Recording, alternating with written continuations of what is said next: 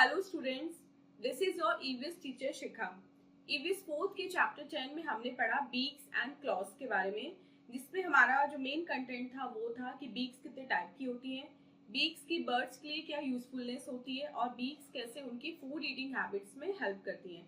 साथ ही साथ हमने पढ़ा क्लॉज के बारे में कि कैसे वो पर्चिंग में बर्ड्स की हेल्प करते हैं। आज की इस वीडियो में हम पढ़ने वाले हैं ईवीएस फोर्थ का चैप्टर नंबर 11, जिसका नाम है चेंज इन हाउसिंग। मतलब जो हाउसिंग पैटर्न था वो पहले कुछ था, अब कुछ और है, तो उसमें जो चेंज आया है वो किन रीजन से आया है, क्या वो चेंज पॉजिटिव है या नेगेटिव है, ये सब आज हम इस चैप्टर में पढ़ने वाले हैं। तो चलिए अपना आज का चैप्टर स्टार्ट करते हैं।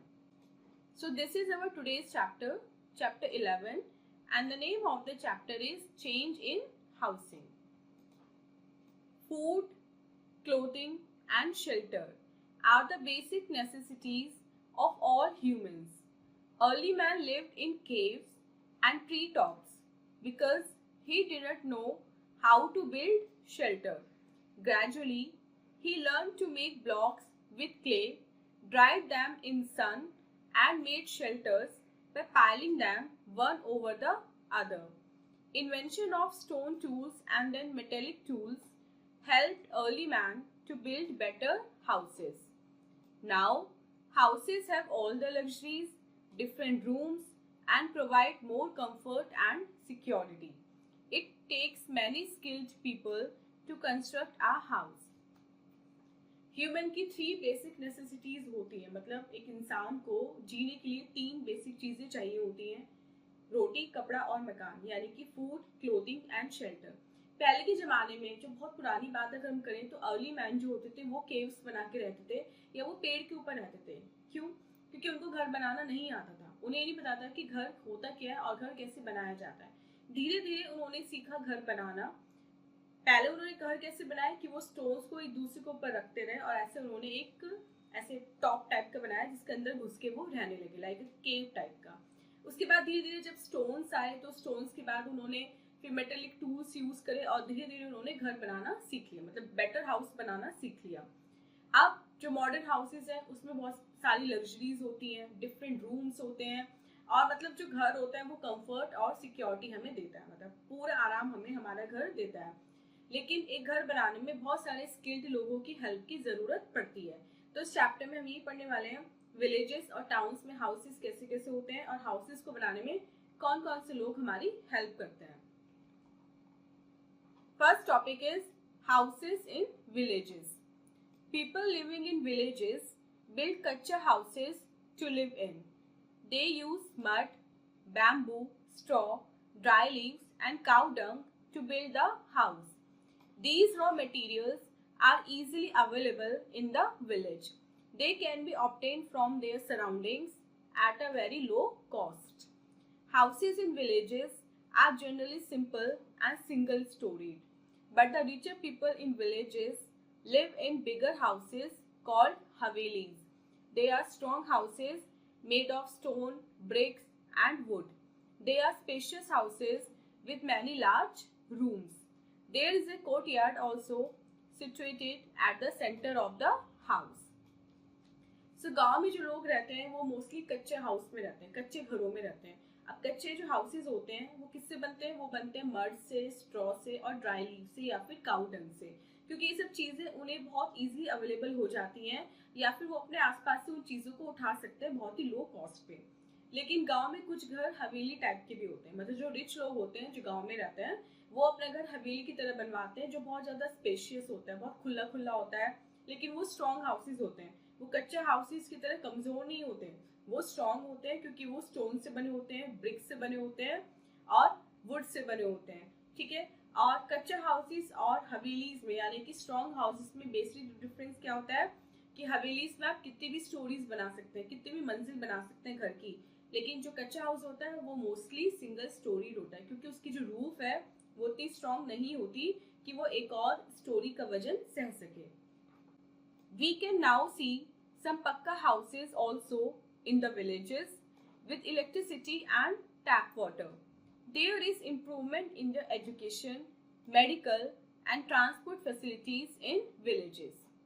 लेकिन अब जो गांव है वो भी धीरे धीरे बदल रहे हैं, कच्चे हाउसेस की जगह पक्के हाउसेस आ रहे हैं क्यों, और उनमें क्या हो रहा है, उनमें इलेक्ट्रिसिटी भी होती है, उसमें टैप वाटर भी होता है, क्योंकि जो गांव के जो पॉपुलेशन है, जो विलेजर्स हैं, वो एजुकेटेड हो रहे हैं, उनको फैसिलिटीज प्रोवाइड करा रही है गवर्नमेंट हमारी, वो मेडिकली इन्फ्लुएंस होते हैं, मतलब उन्हें पता है कि मेडिकल में क्या क्या नए इन्वेंशन हुए हैं, वो कैसे मेडिकल एड ले सकते हैं, ट्रांसपोर्ट फैसिलिटीज बेटर हो रही है विलेजेस में। तो जितनी फैसिलिटी है लाइक एजुकेशन हो गई, मेडिकल हो गई, ये ट्रांसपोर्ट फैसिलिटी हो गई, इनकी वजह से अब जो विलेजर्स हैं वो दूसरे लोगों के कम्युनिकेशन में आते हैं और दूसरे लोगों से सीखते हैं घर कैसे बनाया जाता है, या फिर बेटर जॉब अपॉर्चुनिटीज की वजह से उनके पास अब इतना पैसा होने लगा है कि वो अपने लिए एक छोटा सा स्ट्रॉन्ग हाउस बना लें। Next is a tune-up section, और देखते हैं ट्यूनअप सेक्शन में हमें क्या करना है। Divide the children in the class into 3-4 groups. Let each group make a model of a different house. For this, you can use mud, wood, paper, pieces of cloth, shoe boxes, match boxes and colors. So इस activity में आपको class के जो students हैं, मतलब ये activity teacher के लिए आपको क्लास के स्टूडेंट्स को 3 या 4 ग्रुप में डिवाइड करना है। उसके बाद आपको सभी ग्रुप से बोलना है, मतलब ईच ग्रुप से बोलना है कि वो एक मॉडल बनाए डिफरेंट डिफरेंट हाउसेस का, मतलब एक ग्रुप कच्चा हाउस का मॉडल बनाएगा, एक ग्रुप पक्का हाउस का, एंड सो ऑन। और उसके लिए वो क्या यूज कर सकते हैं, वो मड यूज कर सकते हैं, paper, piece of cloth, shoe box, match box और कलर्स, ये सब कुछ मटेरियल वो यूज कर सकते हैं अपना मॉडल बनाने के लिए। Next heading is houses in cities. पहले हमने पढ़ा विलेजेस में कौन कौन से हाउसेस होते हैं, और अब हम पढ़ेंगे सिटीज में कौन कौन से हाउसेस हमें देखने को मिलते हैं। As compare to the villages, the population in cities is much higher. Due to this factor, there is an increase in the demand for housing to live in. There is a variety in houses seen in the cities. They are made of baked bricks, iron, steel, cement, tiles, and marble. Walls are plastered with cement. They are pakka houses. Single-storied houses. Single-storied houses are small but strong and durable. They have a small veranda. Concrete roofs are flat, but asbestos roofs are slanting. So villages की comparison में जो city में houses होते हैं वो ज़्यादा strong होते हैं। क्यों? क्योंकि सिटी में ज़्यादा लोग रहते हैं एज कम्पेयर टू विलेजेस, वहाँ की पॉपुलेशन ज़्यादा होती है, और इस फैक्टर की वजह से क्या होता है, घर की जो नीड है वो बढ़ने लगती है, क्योंकि सभी लोगों को रहने के लिए घर चाहिए होता है। इसलिए हमें शहर में डिफरेंट वैरायटी के घर देखने को मिलते हैं। वो बेक्ड ब्रिक्स के बने होते हैं, स्टील के बने होते हैं, सीमेंट के बने होते हैं, टाइल्स और मार्बल के बने होते हैं, और जो वॉल्स है उनको भी सीमेंट से प्लास्टर किया जाता है, और इन घरों को बोलते हैं पक्का हाउसेस। अब पक्का हाउसेस का फर्स्ट एग्जांपल है सिंगल स्टोरीड हाउस, मतलब जिसमें एक ही स्टोरी होती है, डबल स्टोरीड घर वो नहीं होता। सिंगल स्टोरीड हाउसेस जो होते हैं वो छोटे होते हैं बट वो ड्यूरेबल होते हैं। उनमें छोटा सा वरांडा होता है, उनकी रूफ्स जो है, अगर कंक्रीट रूफ बनाई है तो वो फ्लैट होती है, लेकिन अगर एस्बेस्टॉस शीट यूज करिए तो वो थोड़ी सी स्लैंटिंग होती है, क्योंकि एस्बेस्टॉस शीट से क्या होता है, जो रेन वाटर वगैरह है वो सब नीचे आ जाता है। Next is a take a break activity, और अब देखते हैं इस टेक अ ब्रेक एक्टिविटी में हमें क्या करना है। Right the factors that influence the building of a house. आपको वो सारे फैक्टर्स यहाँ पे लिखने हैं जो घर को बनाने में इन्फ्लुएंस देते हैं, मतलब जो घर को बनाने के तरीकों को प्रभावित करते हैं, लाइक पॉपुलेशन, या आपके पास मनी कितनी है उस हिसाब से आप अपना घर बनाते हो, या फिर लोकेलिटी, या फिर आपकी कुछ पर्सनल चॉइसेस होती है घर को लेके, तो सारे फैक्टर्स आपको यहाँ पे लिखने हैं। नेक्स्ट एग्जाम्पल है हाउसेज इन सिटीज का villas. Villas are very big and spacious houses with one or more floors. There is a lot of open space around such houses. They have a garage, a servant quarter, a terrace and balconies. Such houses are expensive. Rich people live in them. So villas है second category, ये बहुत बड़े और बहुत spacious houses, मतलब बहुत ज़्यादा खुले खुले घर होते हैं जिनमें एक फ्लोर भी हो सकता है और एक से ज़्यादा फ्लोर भी हो सकते हैं। इनमें गैरेज होता है, सर्वेंट क्वार्टर होता है, टेरेस होता है और बालकनीज होती है। ये वाले घर मतलब जो विलास होते हैं वो काफी महंगे होते हैं और इनमें रिच पीपल ही रहते हैं। Next is apartments. Due to lack of space and large population, buildings with many stories are constructed. They contain many flats. A flat is an individual house in a multi-storied apartment building. Many people live together in the apartments. There is a common park, a small shopping complex, power backup, and security guard at the entrance of building. Skyscraper is a very tall building with many floors. It seems to touch the sky, due to which it gets its name. So third category है हमारी apartments. आप city में ज़्यादा population होती है, उनको रहने के लिए स्पेस कम पड़ जाता है, तो इसी स्पेस की कमी को देखते हुए अपार्टमेंट्स बनाए जाते हैं. ये बहुत टॉल बिल्डिंग्स होती हैं जिसमें डिफरेंट डिफरेंट फ्लैट होते हैं, मतलब हर स्टोरी पे फ्लैट होते हैं. इसमें बहुत सारे लोग एक साथ एक ही बिल्डिंग में अकोमोडेट किए जा सकते हैं. एक साथ एक बिल्डिंग मतलब बहुत सारे लोग रहते हैं अपने अपने फ्लैट में, डिफरेंट डिफरेंट फ्लैट्स में. और अपार्टमेंट में क्या होता है, शॉपिंग कॉम्प्लेक्स होता है, पावर बैकअप होता है, सिक्योरिटी गार्ड होता है, पार्क होता है बच्चों खेलने के लिए, मतलब एक नेबरहुड से मान सकते हैं जिसमें आपकी बेसिक नेसेसिटी की सारी चीजें आपको वही मिलती है उसी अपार्टमेंट की बिल्डिंग में.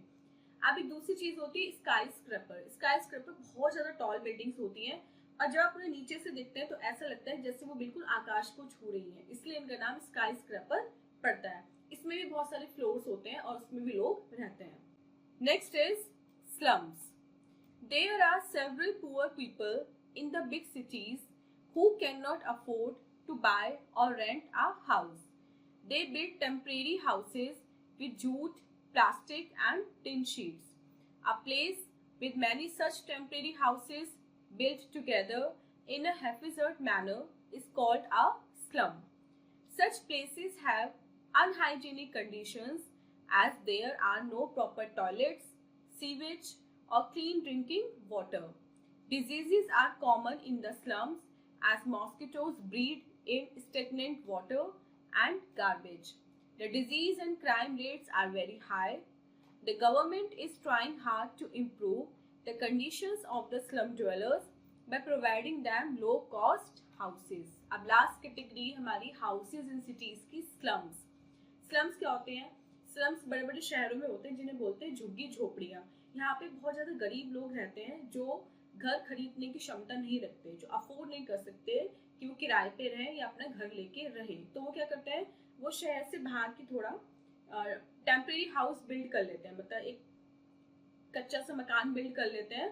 किससे? जूट से, प्लास्टिक से या फिर टिन शीट से. लेकिन ये लोग बहुत अनहाइजीनिक कंडीशंस में रहते हैं क्योंकि वहाँ पर प्रॉपर टॉयलेट होते हैं, ना प्रॉपर सीवेज सिस्टम होता है, ना ही उन्हें क्लीन ड्रिंकिंग वाटर मिलता है. तो ऐसे एरियाज में क्या होता है, स्लम्स में क्या होता है, डिजीज फैलने लगती है. और डिजीज फैलती है क्यों? क्योंकि वहाँ पे जो पानी इकट्ठा होता है उसी को निकालते नहीं है. उस इकट्ठे हुए पानी में मॉस्किटो ब्रीड कर देते हैं जिससे वहाँ पे डिजीजेस फैलती हैं. और ऐसी जगह पे स्लम्स में जो डिजीज बहुत ज्यादा फैलती है, प्लस यहाँ पे क्राइम रेट जो है वो भी बहुत ज्यादा हाई होता है. क्यों?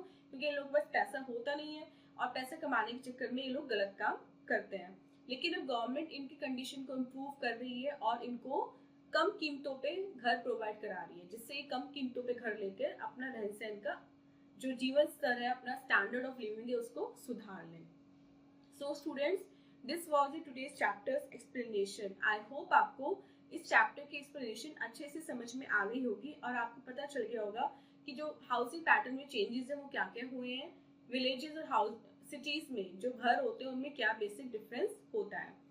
आप सॉल्व करते हैं अपना एक्सरसाइज पार्ट और देखते हैं एक्सरसाइज में हमें क्या करना है. First is tick the correct option. सबसे पहले हमें करेक्ट ऑप्शन पे टिक करना है. First question, it is not used to construct pucca houses. Pucca houses बनाने में इनका यूज नहीं होता. किसका? स्ट्रॉ का. Second, they are not made in villages. इनको विलेजेस में नहीं बनाया जाता. स्काई स्क्रैपर्स को they are found only in cities. Third, rich people in villages live in. Rich people in villages live in havelis. And fourth, A is a very tall building with many floors. A skyscraper. Second is fill in the blanks. आप देखते हैं इसमें हमें क्या fill करना है. First question, early man lived in. early man कहाँ रहते थे?